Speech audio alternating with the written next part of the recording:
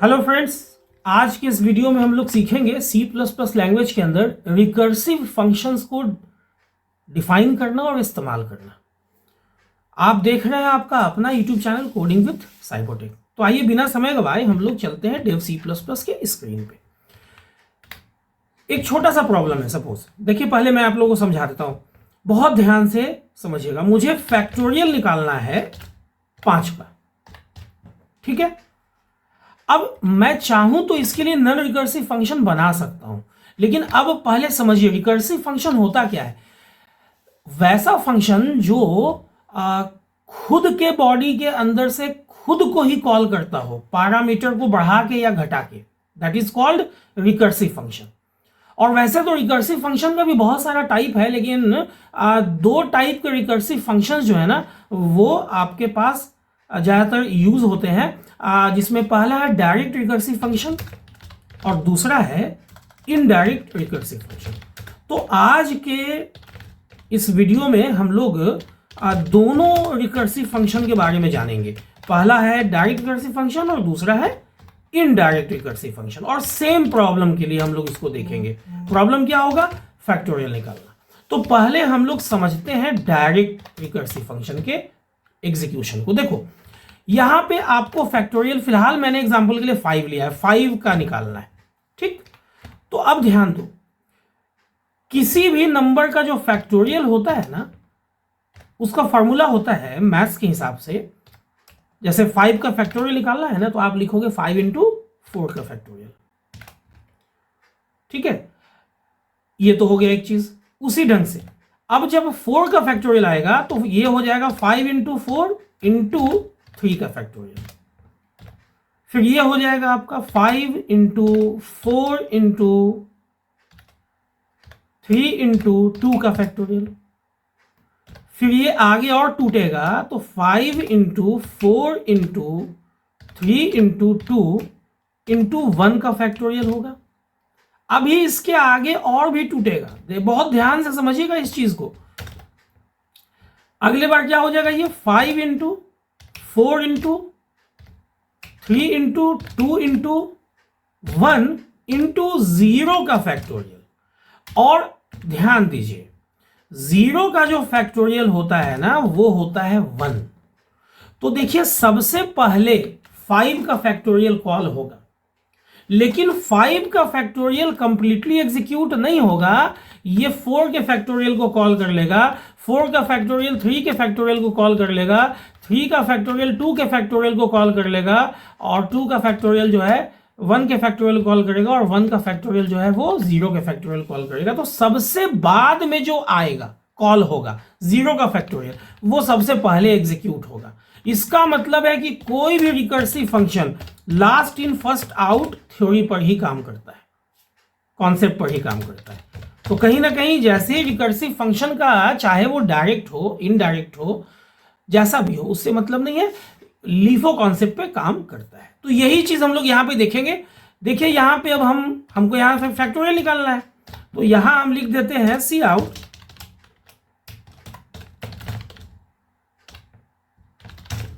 Factorial of 5 is, और यहां पे हमने फैक्ट ऑफ 5 कर दिया।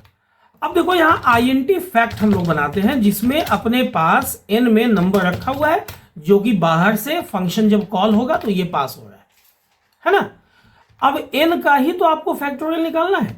तो देखो यहां क्या लिखते हो, देखो फैक्टोरियल के केस में आपका एंड पॉइंट क्या है? 0 है। हर रिकर्सिव फंक्शन में देखो एंड पॉइंट होता है, ये आपको निकालना पड़ेगा। तो आप यहां लिखते हो कि अगर n का वैल्यू 0 हो तो भाई आप रिटर्न कर दो 1। क्यों? क्योंकि since factorial of 0 is 1, factorial of 0 क्या होता है? 1 होता है। अदरवाइज आप रिटर्न कर दो n into fact of n minus 1। अब देखो क्या हुआ होगा, समझो। जब शुरू में 5 का फैक्टोरियल कॉल हुआ होगा तो इसने 5 गुना 4 का फैक्टोरियल रिटर्न किया होगा। लेकिन अब ये रिटर्न हो कैसे? पहले ये पूरा सॉल्व तो हो जाए। तो मेन फंक्शन ने फैक्टोरियल ऑफ 5 को कॉल किया, लेकिन n में 5 आ गया। अब चेक हुआ कि क्या n का वैल्यू 0 है तो नहीं है, एल्स में गया, एल्स में गया तो रिटर्न हुआ 5 इंटू फैक्ट ऑफ 4। अब इससे पहले कि रिटर्न हो, पहले तो भाई फैक्ट ऑफ 4 कॉल हो गया। अब जब फैक्ट ऑफ 4 कॉल हुआ, ध्यान देना, मेन ने एक फैक्ट को कॉल किया, वो है फैक्ट ऑफ 5। अब फैक्ट ऑफ 5 ने फैक्ट ऑफ 4 को कॉल किया। अब वही सिलसिला चला, इसने क्या किया, इसने रिटर्न करना चाहा 4 इंटू फैक्ट ऑफ 3, लेकिन पहले फैक्ट ऑफ 3 तो निकल जाए तभी ना कैलकुलेशन होगा, रिजल्ट आएगा। तो इस ढंग से एक चेन शुरू हो गया, और यही चेन मैंने यहाँ पे समझाया है कि देखो 4 जब कॉल हुआ तो इसने 3 को कॉल कर लिया, 3 ने 2 को कॉल कर लिया, 2 ने 1 को कॉल कर लिया। ये चेन टूटा कहाँ, जब 0 का फैक्टोरियल कॉल हुआ। जब 0 का फैक्टोरियल कॉल हुआ तब जाके उस पर्टिकुलर फंक्शन में, जो कि शायद छठवां फंक्शन होगा, क्योंकि देखो फैक्टोरियल ऑफ 5 पहला है, 4 दूसरा हो गया, 3 तीसरा हो गया, 2 चौथा हो गया, 5वां छठा फंक्शन कॉल हुआ। तो उस छठे फंक्शन में n का वैल्यू 0 हुआ, तो छठे ने 1 रिटर्न किया 5वें को, मतलब कि फैक्ट ऑफ 0 ने रिटर्न किया फैक्ट ऑफ 1 को, तब जाके फैक्ट ऑफ 1 ने रिटर्न किया फैक्ट ऑफ 2 को, और इस ढंग से रिटर्न होते हुए फाइनली कहां पहुंचा, मेन के पास पहुंचा। देखो अभी हम इसको कंपाइल एंड रन करवा के दिखा देते हैं, तो आप देखोगे अभी देखो 5 का फैक्टोरियल कितना आना चाहिए, 120 आना चाहिए। देखो यहाँ पे 120 आ रहा है, ठीक। अब देखो अगर मान लो कि यहां पे मैंने int num नाम का एक वेरिएबल ले लिया और यूजर को यहां पे मैसेज दे दिया कि please inter any integer, okay, और इन करके हमने उसका वैल्यू जो यूजर ने डाला ना उसका वैल्यू नम में रख दिया। अब यहां पे हम लोगों को क्या लिखना होगा, फैक्टोरियल ऑफ नम में जो भी वैल्यू है इज फैक्ट ऑफ नम। तो इससे ये हुआ कि अब ये 5 के लिए ही नहीं काम करेगा, बल्कि अब तो ये यूजर से लेगा इनपुट। अब आप 5 डालोगे तो ये 5 के लिए भी काम करेगा, 120 देगा। और अगर आप यहां पे मान लो डाल देते हो 8, तो देखो 8 का भी इसने फैक्टोरियल निकाल दिया, है ना। तो इस ढंग से अभी तक आप लोगों ने सीखा कि रिकर्सिव फंक्शन होता क्या है, कैसे हम लोग जानते हैं कि ये कह सकते हैं कि ये जो है last in first out concept पे काम करता है।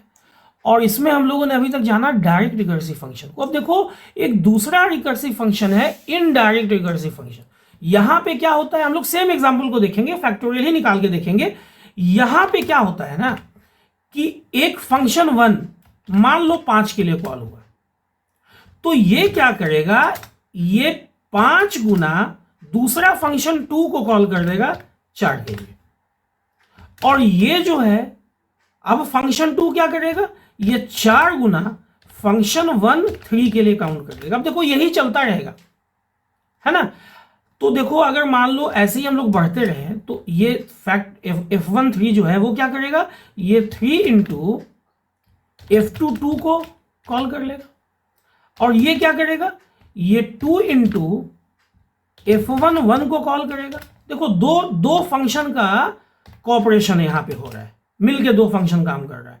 अब f1 1 क्या करेगा, तो ये 1 इंटू f2 0 को कॉल कर लेगा। अब देखो 0 किसके हिस्से आया, सेकेंड वाले फंक्शन के हिस्से। कब, जब शुरुआत f1 से हुई है, ठीक है। और ये देखो ऑड नंबर है। लेकिन अगर एक सेकेंड एग्जांपल देखो, ये भी समझाना बहुत जरूरी होता है, नहीं तो फिर लगता है कि दोनों पे 0 क्यों लिखना है। अगर ये 6 के लिए मान लो कॉल हो, तो ये तो 5 को कॉल करेगा, ये 4 को कॉल कर देगा, ये 3 को करेगा, ये 2 को करेगा। अब देखो f2 में 0 नहीं आ रहा है, f2 of 1 के लिए कॉल कर रहा है, क्योंकि वहां पे इवन नंबर है, 5 नहीं है 6 है। तो f2 1 क्या करेगा, f2 1 करेगा। और यहां एक चीज और है, 5 यहां 6 है ना, तो ये 6 इंटू, ये चीज भी तो हम लोग को सुधारना होगा, ये क्या करेगा 5 इंटू, ये 4 इंटू, है ना, और ये 3 इंटू, और ये आपका 2 इंटू। अब ये क्या करेगा, ये कॉल कर देगा 1 इंटू f1 ऑफ 0। अब ऐसा मैंने क्यों समझाया, देखो 0 तो एंड पॉइंट है, लेकिन वो 0 फंक्शन 1 में भी आ सकता है और वो 0 फंक्शन 2 में भी आ सकता है ना।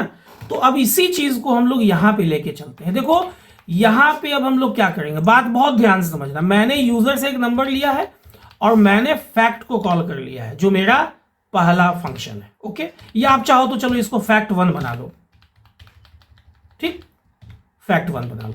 लेकिन फैक्ट 1 जो है वो फैक्ट 2 को कॉल करेगा और फैक्ट 2 को फिर से हम लोग को डिफाइन करना होगा क्योंकि ये डिफाइंड नहीं है। अब फैक्ट 2 को आप जब डिफाइन करोगे तो यहां पे भी n में 0 आने की संभावना है, तो यहां पे भी आपको इफ n इक्वल 0 रिटर्न 1 करना होगा और ये कर लेगा फैक्ट 1 को कॉल। लेकिन अभी एक दिक्कत है, देखो ध्यान समझना। अभी जब हम इसको कंपाइल कराएंगे ना तो ये पूछेगा कि फैक्ट 2 है क्या। क्यों पूछ रहा है, देखो यहां एरर है ना। क्यों पूछ रहा है, क्योंकि देखो कंपाइलेशन फ्रॉम जब टॉप टू बॉटम हो रहा है तो जैसे इस लाइन पे पहुंच रहा है तो यहां तक तो इसको ये पता ही नहीं है कि फैक्ट 2 है क्या।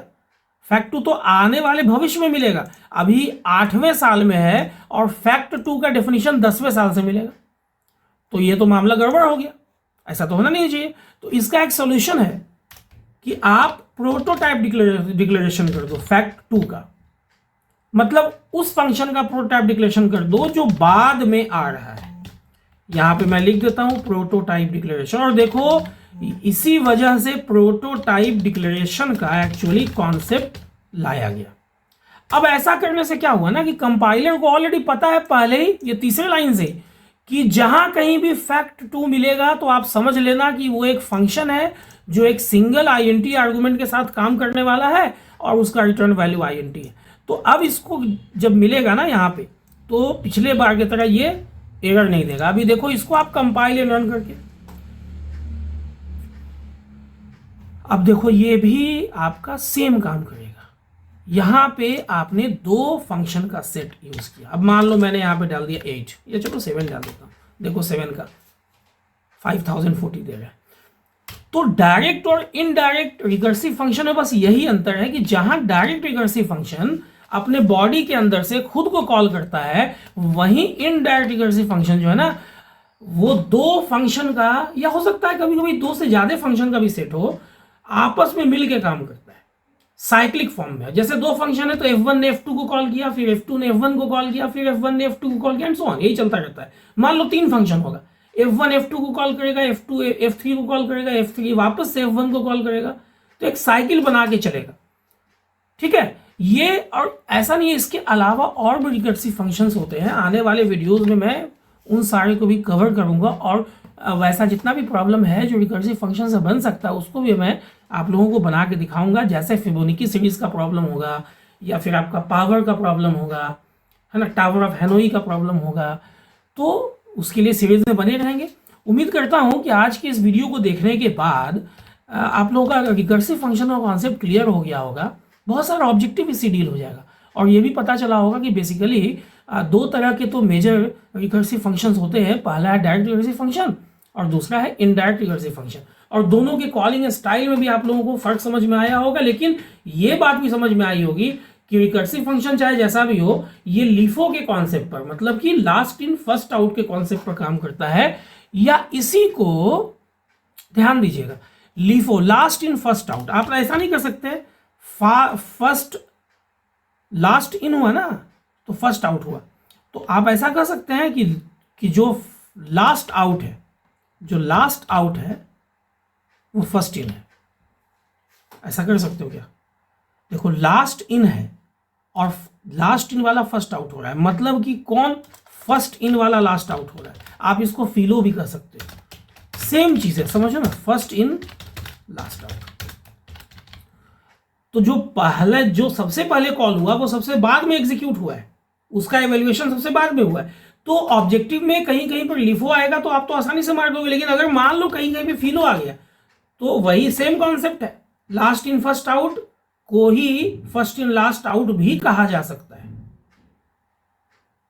ठीक है, तो चलो उम्मीद करता हूं ये वीडियो आप लोगों को इन्फॉर्मेटिव लगी होगी। अगर वीडियो इन्फॉर्मेटिव लगी हो, अच्छी लगी हो, तो वीडियो को लाइक और शेयर करना ना भूलें, और चैनल पे नए आए हैं और इस ढंग के वीडियो में इंटरेस्ट रखते हैं तो चैनल को सब्सक्राइब कर लें, बेल बटन को हिट करना ना भूलें, ताकि जो भी वीडियो मैं अपलोड करूं उसका नोटिफिकेशन आप लोगों से मिस ना हो, ताकि वीडियो मिस ना हो। वीडियो के लास्ट तक बने रहने के लिए आप लोगों का बहुत बहुत शुक्रिया, धन्यवाद, थैंक्स अलॉट।